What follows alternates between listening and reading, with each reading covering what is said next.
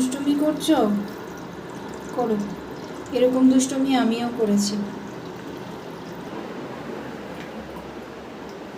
কি করতেছো?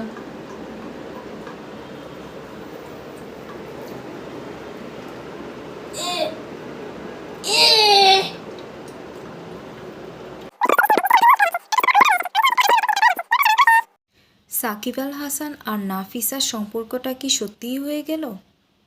ওদের সংসারটা শেষ পর্যন্ত ভেঙেই গেল।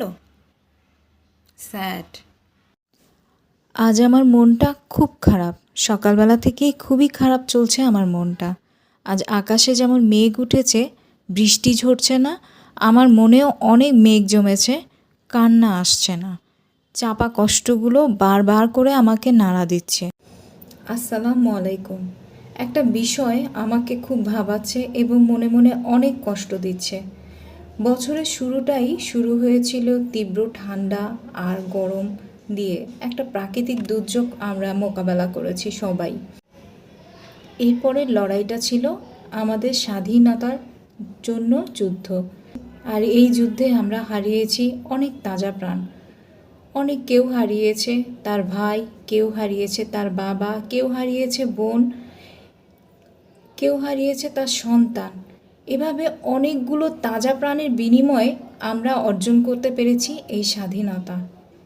এরপরে যে দুর্যোগটা চলে আসলো আমাদের মাথার উপরে, আচ্ছা এই দুর্যোগটা কি প্রাকৃতিক দুর্যোগ? কুমিল্লা, ফেনী, নোয়াখালী এই তিনটি স্থানের মানুষে ক্ষতিগ্রস্ত হয়েছে অসম্ভব পরিমাণ। এবং এখানে শুধু ক্ষতিগ্রস্তই নয়, এই অসহায় মানুষগুলো মৃত্যু পথযাত্রী। এই স্থানগুলোতে এক ছিটে মাটি পর্যন্ত নাই, দাফন করার মতো মাটি পর্যন্ত পাচ্ছে না। আজ আমি একটা ফুটেজ দেখেছি যেখানে মাকে, অসহায় মা নিজে পানিতে ডুবে মারা যাচ্ছে, তার আগে তার ছোট্ট বাচ্চাটুকু ভাসিয়ে দিয়ে যাচ্ছে, যেন বাচ্চাটুকু 12 ফিট পানির উপরে ভেসে ভেসে একটু সময়ের জন্য, কতখানি সময় বাঁচতে পারবে জানি না, কিন্তু ও যেন কিছুটা অনিশ্চয়তার মধ্যে ওর মা ওকে রেখে দুনিয়া ছেড়ে চলে গেল। এতটাই বিপর্যস্ত অবস্থায় এই মানুষগুলো আছে। আল্লাহ পাক তাদেরকে অবশ্যই অবশ্যই তাদেরকে রহমত দান করুক এবং তাদেরকে এই বিপদ থেকে মুক্ত করুক। আল্লাহর কাছে এই প্রার্থনাই করি।